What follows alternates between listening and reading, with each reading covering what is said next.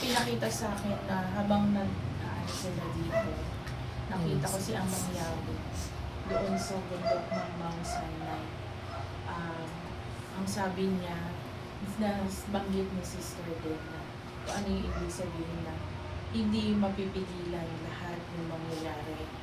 Pero habang nangyayari yun, magsindi tayo ng kandila at wag na, sa tuwing gawain, ay wag na, lagi tayong mag-rosaryo bago magsimula ang gawain. Naghagi siya ng mga apoy. Diyan sa kinauupuan ko, mayroong apoy dyan. Sabi niya, iyang apoy na yan ay magsisilbing sanggalan ninyo para makaiwas kayo o yung yan yung pagliligtas sa inyo.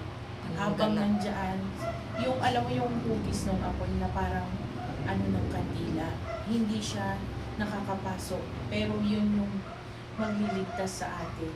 Ibinigay niya sa atin yung apoy na yun na nandyan. Maraming mangyayari. Itong 2026 ay mabigat para sa lahat. Pinakita niya sa akin yung bundok na umaagos na laba.